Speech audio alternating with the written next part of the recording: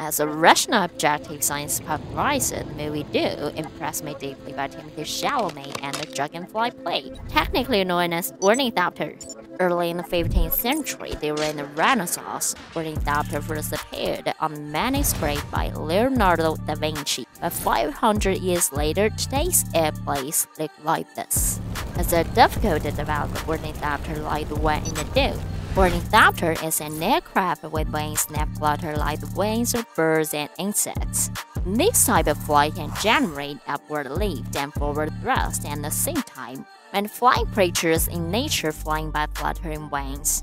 The frequency of wing movements varies depending on the size and shape of the body, and is divided into low, mid, and high frequency. Larger birds with long wingspans generally fly in combination with low-frequency fluttering and gliding, with their wings moving in a two-dimensional plane perpendicular to the forward direction.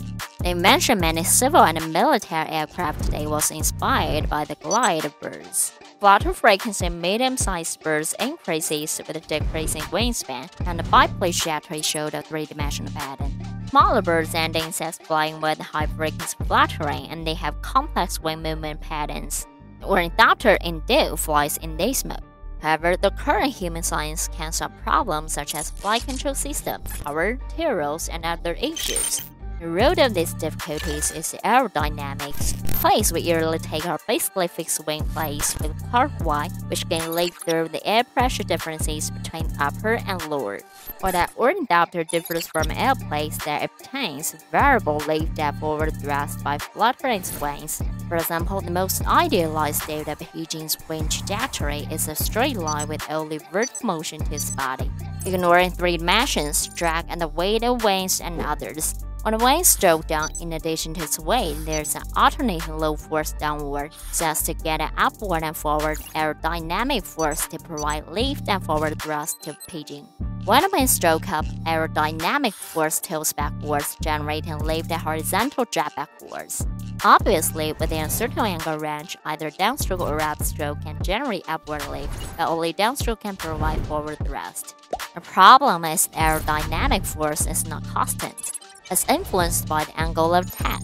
This is a curve of the relationship. As the angle of attack increases, aerodynamic force varies along the curve. When the wings are in this angle, the lift has almost gone and the drag becomes large.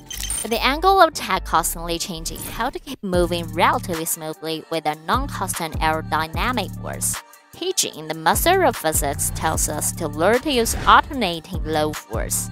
We've talked about aerodynamic force and the angle of attack. Alternating low force is spatial. It's a dissipation force that acts between the body and wings. The alternating low force includes low force and unload force, which correspond to downward and upward swings of the wings respectively. During downstroke, the pigeon gives the wings a downward low force to increase the aerodynamic force of the forward tilt. Simply put, the force increases acceleration of downstroke, which increases thrust while balancing lift. During upstroke, the wings give an unload force to reduce acceleration of the upstroke, thus reducing horizontal backward drag while balancing lift. Knowing principles can we make an ornithopter? Unfortunately, our research on aerodynamics is not mature, and we can't accurately set the alternating low force and angle of attack, so ornithopter's flight efficiency cannot reach ideal state. Here's the ideal mechanics curve around the fluttering. The pigeon can do it nearly perfectly, but our ornithopter needs to extrovert to swing the wings hard and can't maintain smooth flight. If you took this play, your brain will shake into tofu. These are just a few of the difficulties from an aerodynamic point of view, and only for ideal state of the invariable wing ornithopter in cruise mode. The reality is more complex. Birds can take off, land, swoop, and hover instantly, which is not only due to their excellent control, but also thanks to their soft and deformable wings. For example, when they swoop, they retract their wings and then open them until the moment of landing.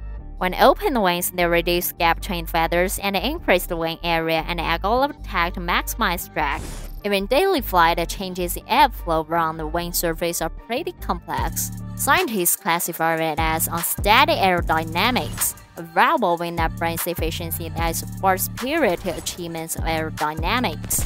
But human beings are still in the preliminary stage of exploration on steady aerodynamics. Therefore, it's difficult to simulate such an efficient and sophisticated flight control system. It doesn't end it. Even if we've studied aerodynamics thoroughly, there are still many other problems that it face in practice. Make large ornithopters not as simple as equal-scale enlargement. Toughness and intensity of the material won't get bigger with the volume. Such wings may break after a few flaps or fling like noodles. A huge power source needed to drive a large aircraft is also a challenge to be overcome. The ornithopter indeed is high-frequency simulated insects like dragonflies. Their wings not only have complex microstructures but also vibrate at extremely high frequency. In addition to flight control, power, materials, transmission mechanism, and noise are also problems. Humans have created many great inventions by imitating nature creatures. Perhaps on other planets, there are also creatures that have copied human technology achievements. So who's the best, ornithopter or the propeller? Thank you for watching. Please hit the like and subscribe button if you enjoy it.